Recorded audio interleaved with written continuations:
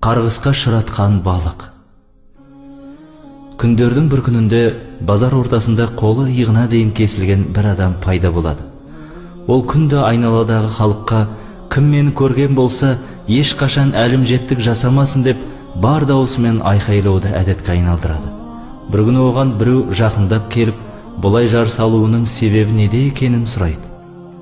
Сонда ол бұлай деп жауап береді: менің басымнан өткен оқиға сендер үшін үлкен ғибрат болса екен деймін.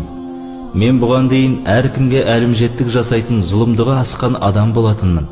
Адамдарға зорлық-зомбылықтың сан түрін жасайтынмын. Бір күні балық аулап келе жатқан балықшыны көрдім. Қармағына өте үлкен балық түсіріпті. Бұрын соңды ондай балық көрмеген едім. Қатты қызықтым. Мен оған балықты нұсқап, мынаны маған бер деп бұйырдым. Ал ол болса, бала-шағасына азық-түлік алу үшін осы балықты сатуға алып бара жатқанын айтты. Мен оған дөреклене, балықты бермесең соққыға жығыласың дедім. Ол жалынышты үнмен аяушылық танытуымды өтінді. Мен оның сөздерін құлағыма да қыстырмадым. Оны ұрып соқтымда, қолымдағы балықты күштеп тартып алып кете бардым. Ол жылап еңіреп қала берді. Жолда әлгі балық менің бас бармағымнан тістеп алды. Содан саусағым түні бойы сыздап, ұйықтатпай шықты. Таң ата салысымен саусағымды дәрігерге көрсеттім. Қолымды тексерген ол маған саусағымды кеспесе қолымнан айырылатынымды айтты.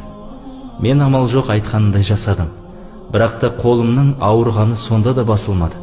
Мен екінші күні де жан шыдатпас аурудан ұйықтай алмай шықтым. Сонда дәрігер маған қолымды білезігіне дейін кесу керектігін айтты. Мен шарасыздықтан оны да жасаттым.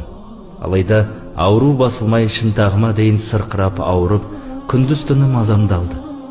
Жаным қиналып, дәрігер маған қолымды иыққа дейін кеспейтін болсам, бұл дерт бүкіл денеме тарайтынын айтты.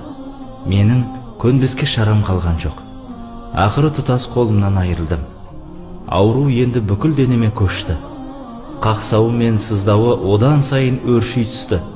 Осы жан қиналысымды көрген бір адам келіп, осы дертке қалай шалдыққанымды сұрады. Мен оған болған жайды айтып бердім. Сонда әлгі кісі: сен бойыңда аурудың белгісі алғаш сезілгенде-ақ балықтың егесіне барып кешірім сұрағаныңда қолымнан айырылмас едің.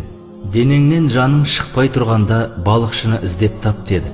Мен балықшыны жан ұшыра іздей бастадым. Әрең дегенде тауып алдым да, аяғына жығыла еңіреп отырып кешірім сұрадым. Ол маған: сен кімсің деп таң қалды.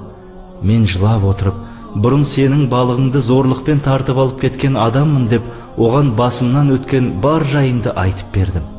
Ол менің қолымнан айырылғанымды көріп жылап жіберді. Сосын мені кешіретінін айтты. Сол-ақ екен, бойымды дендеген мазасыз ауру сап тыйылды. Қатты қуанғаннан тағы да жылап жібердім. Мен одан: Алла разылығы үшін айтшы, мен сенен балықты тартып алғанымда сен маған қарғыс тіледің бе дедім. Ол: иә, мен Алладан: я Алла, бұл кісі өзінің күшіне сеніп, әрі менің әлсіздігімді пайдаланып, маған өзің берген ризықты зорлықпен тартып алды. Ендеше оған өз құдіретіңді көрсетші дедім деді.